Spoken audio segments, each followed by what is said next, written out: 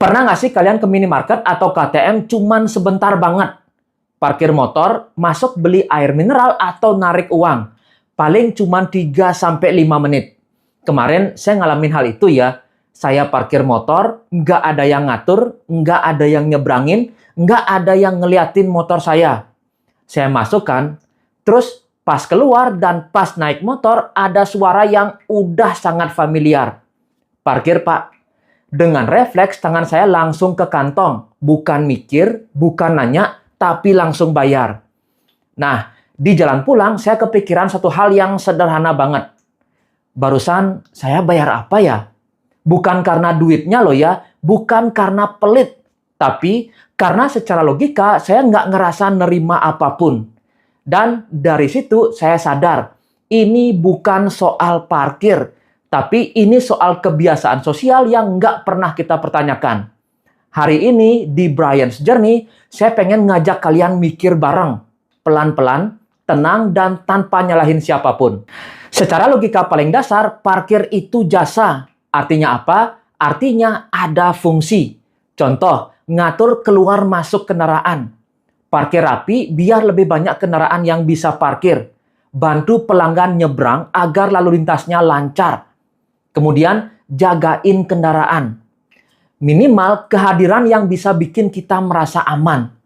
Kalau fungsi itu ada, wajar kita bayar. Nggak masalah. Masalahnya yang muncul di sini, banyak dari kita yang ngalamin motor diparkir sendiri, keluar masuk sendiri, helm ditinggal tanpa diawasi, tukang parkirnya duduk, main HP, atau bahkan baru muncul pas kita mau pulang. Nah, di titik ini, otak kita mulai bingung. Ini jasa atau kebiasaan? Nah, ini bagian yang paling menarik. Meskipun kita bingung, kita tetap bayar kan?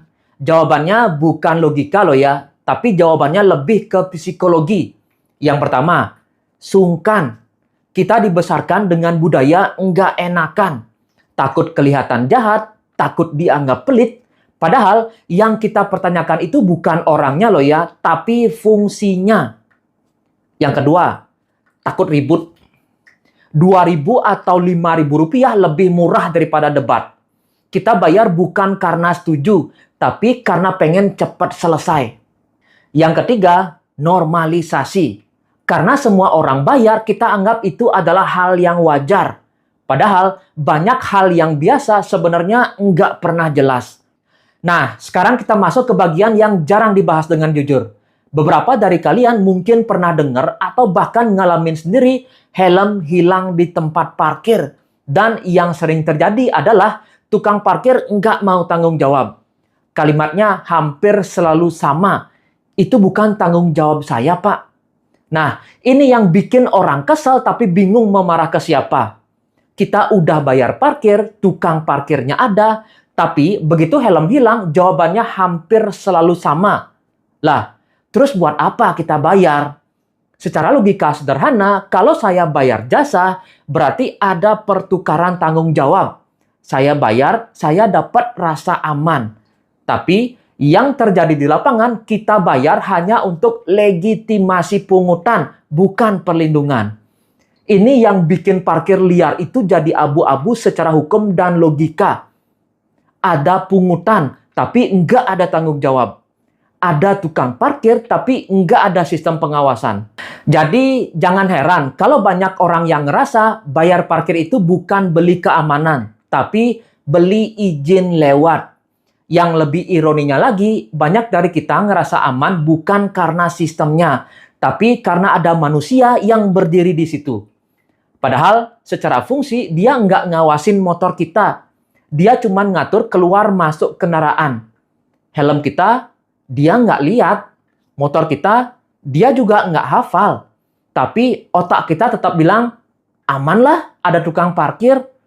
Ini namanya false sense of security. Rasa aman palsu karena simbol, bukan karena sistem. Sama kayak pakai helm proyek, tapi nggak pakai sepatu safety.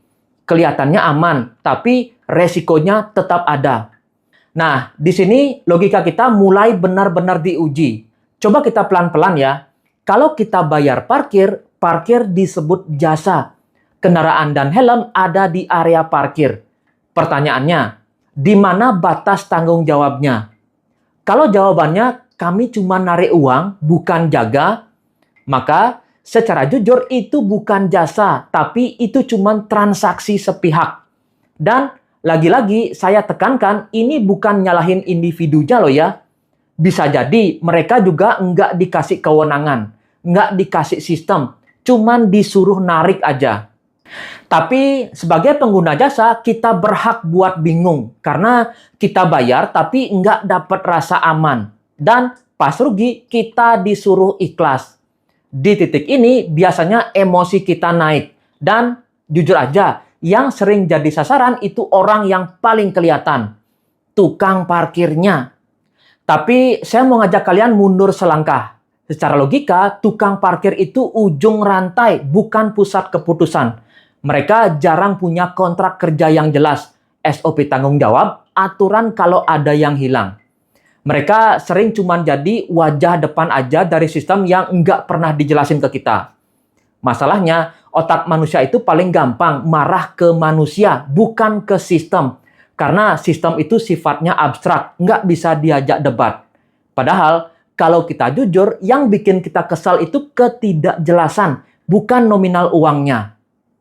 Masalah utamanya bukan tukang parkir ya, tapi masalahnya adalah sistem yang nggak jelas. Kita hidup di area abu-abu, bukan parkir resmi tapi ditarik uang. Bukan sukarela tapi rasanya kok wajib ya. Akhirnya siapa yang paling capek? Kita. Kalau bayar, ngerasa dibodohin. Kalau nggak bayar, ngerasa bersalah. Ini bukan kondisi yang sehat secara sosial. Pernah nggak sih kalian keluar dari parkiran, bayar tapi sambil ngomel dalam hati? Mulut diam nih, dompet kebuka, tapi hati kesel.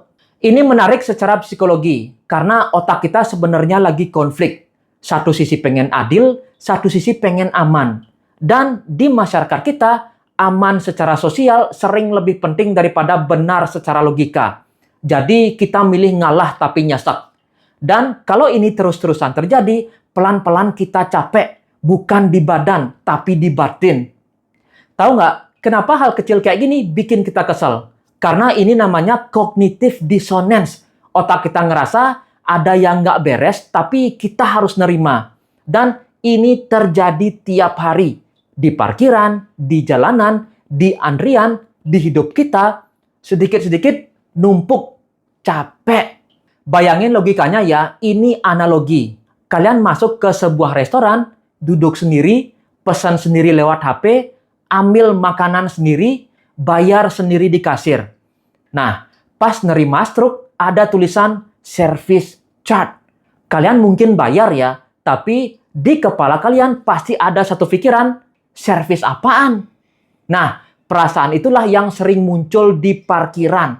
Saya bukan ngajarin buat nggak bayar ya, saya juga bukan ngajarin buat ngajak ribut. Saya cuma pengen kita mulai mikir, kalau parkir itu wajib, kenapa aturannya nggak jelas? Kalau parkir itu jasa, kenapa tanggung jawabnya nggak ada? Dan kalau itu sedekah, kenapa rasanya dipaksa? Pertanyaan-pertanyaan ini valid banget. Saya percaya, masyarakat yang sehat itu bukan masyarakat yang nurut terus, tapi masyarakat yang berani mikir. Bukan buat nyalahin, tapi buat ngerti. Terus pertanyaannya, kalau kita tahu itu nggak aman dan nggak jelas, kenapa kita tetap bayar? Jawabannya bukan karena kita bodoh loh ya, tapi karena kita menghindari konflik sosial. Kita nggak mau ribut, nggak mau dibilang pelit, dan nggak mau diomongin orang. Jadi kita bayar bukan karena rela, tapi karena capek berdebat. Ini masalah sosial loh ya, bukan sekedar masalah parkir. Sistemnya bikin orang baik jadi terpaksa. Dan yang terpaksa itu jumlahnya jutaan.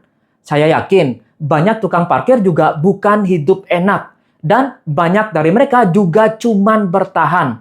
Tapi empati nggak harus berarti kita berhenti mikir kan? Kita bisa peduli ke manusia sambil tetap kritis ke sistem. Dua hal ini bisa jalan bareng dan harusnya memang seperti itu.